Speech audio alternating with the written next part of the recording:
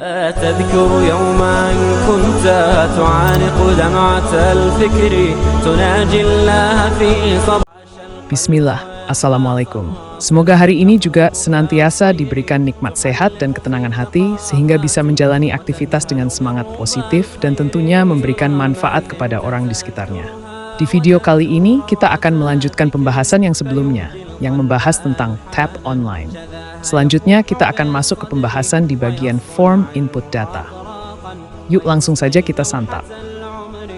SKU atau Stock Keeping Unit adalah metode untuk meringkas penggunaan nama produk yang panjang menjadi singkat, padat, dan jelas. Sebuah cara untuk membedakan antara satu produk dengan produk lainnya berdasarkan atribut-atribut tertentu seperti warna, ukuran, model, dan lain sebagainya. SKU ini menjadi penting karena keberadaannya digunakan seller sebagai kode unik yang digunakan dalam manajemen persediaan untuk mengidentifikasi dan melacak produk secara spesifik. Seperti yang sudah dibahas di video sebelumnya tentang SKU. Mari kita refresh kembali tentang bagaimana SKU menjadi bagian yang penting dalam program Marketplace Mass Upload ini. SKU diperinci menjadi 4 bagian. Bagian 1, merek barang. Bagian 2, nama barang. Bagian 3, ukuran atau berat. Bagian 4, varian. Tidak ada spasi untuk memisahkan antar bagian 1 hingga bagian 3. Namun di bagian 4 terdapat sebagai pemisah dengan bagian 4 yaitu varian. Penulisan SKU untuk memudahkan membaca tanpa spasi, gunakan huruf kapital sebagai pemisah antara kata-kata. Sebagai contoh, ABC kecap botol Schraubzdiegel 5 manis. ABC adalah merek barang, gunakan sesuai dengan penulisan merek tersebut. Karena merek ABC menggunakan huruf kapital semua. Lalu di frame database berturut-turut. DOS, besar, kecil. Nilai untuk masing-masing disetel 1 sebagai nilai default. Jika ternyata 1 dus berisi 24 basis, maka Anda tinggal mengubah angka 1 tersebut menjadi 24. Baris ini nantinya akan mempengaruhi form lain untuk melakukan pengisian form-form yang menggunakan nilai kuantitas sebagai input datanya. Nilai input dus dan besar tidak akan mempengaruhi nilai dari harga belinya. Mari kita lanjut ke baris selanjutnya, yaitu harga beli dan harga promo. Harga beli adalah harga pokok yang Anda beli dari supplier sesuai dengan nota belanja. Harga beli ini nantinya akan menjadi fondasi perhitungan harga jual dari semua biaya-biaya yang sudah kita bahas di video sebelumnya. Harga promo masih sama fungsinya dengan harga beli. Namun, harga promo ini terikat dengan waktu. Sebagai contoh, supplier A memberikan harga promosi untuk produk yang kamu beli senilai Rp200 selama 1 minggu. Maka harga beli yang tadinya Rp9.400. Di harga promo dimasukkan nilai Rp9.200. Dengan tempo promo ditambahkan 1 minggu dari tanggal hari ini, yaitu 8 Agustus 2024.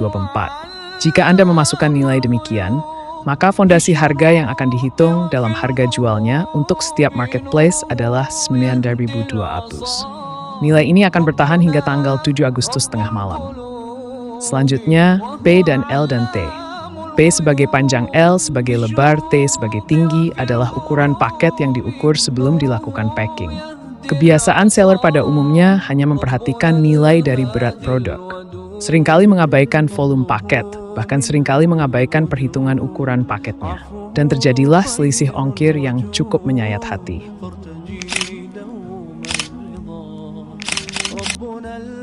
Kotak-kotak kosong selanjutnya bisa diisi sesuai dengan karakteristik paket Anda.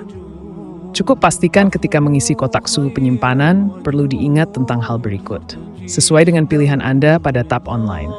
Terbagi menjadi 3 tabel. Tabel biaya admin tiap marketplace, tabel jam operasional jasa pengiriman, tabel kostum pengiriman. Tabel kostum pengiriman bisa diisikan sesuai dengan karakteristik produk Anda. Tabel kostum pengiriman ini dibagi menjadi 4 pilihan untuk setiap jasa kirim. Pilihan beku, pilihan dingin, pilihan lemari, pilihan tanpa isian. Pilihan beku artinya produk yang dikirim hanya bisa menggunakan jasa kirim instan. Kita ambil contoh, jasa kirim instan Shopee kita pilih beku. Artinya semua produk yang mengaktifkan pilihan beku pengisi form hanya akan menggunakan jasa kirim instan untuk setiap orderan yang masuk. Pilihan dingin, artinya semua produk yang mengaktifkan suhu ini akan mengizinkan 3 pengiriman yang bisa digunakan, instan, same day, dan next day. Jika Anda ragu untuk mengirimkan produk dingin, Anda menggunakan same day ataupun next day. Anda bisa memilih suhu beku untuk produk dingin Anda, sehingga pengiriman hanya mengizinkan via instan. Pilihan lemari, artinya semua produk yang mengaktifkan suhu ini akan mengizinkan semua jasa pengiriman yang tersedia. Touch Authority. Untuk lebih jelas pengaturan suhu terhadap pengiriman.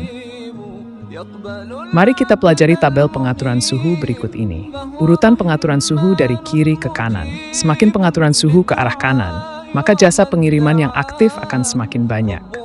Hal ini memungkinkan seller memilih pilihan pengiriman yang diinginkan tanpa harus mengubah satu-satu di website marketplace. Sebagai contoh, Anda seorang pedagang pakaian gamis. Anda menginginkan pengiriman yang set cepat sampai, tidak menginginkan cash flow yang lama. Maka Anda bisa menggunakan pengaturan suhu lemari di pilihan pengiriman reguler saja. Kosongkan jasa pengiriman kargo dan hemat. Ataupun sebaliknya, Anda seorang pemasok besar, hanya mengizinkan pembelian dalam jumlah banyak. Maka Anda bisa menggunakan pengaturan suhu beku untuk pengiriman instan dan kargo. Pilihan instan saat ini tidak hanya menggunakan pengiriman motor saja, namun sudah mulai menggunakan mobil untuk pengirimannya. Bahkan sebagian marketplace mengizinkan pengiriman instan menggunakan mobil pick-up. Pengaturan waktu on dan waktu off untuk jasa pengiriman. Sebagai contoh, bulan kemarin Shopee menerapkan perubahan untuk pengaturan kirim instan. Semua pesanan yang masuk sebelum jam 4 sore, maka harus dikirim di hari yang sama.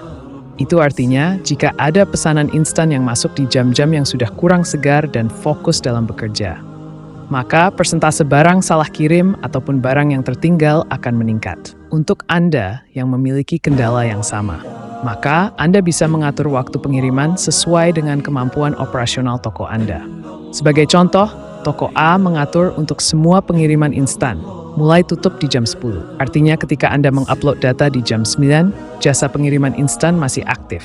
Namun, jika Anda mengupload data di jam 11, maka pengiriman instan akan off di semua produk yang terdaftar menggunakan jasa kirim instan. Begitu pula di jam buka toko.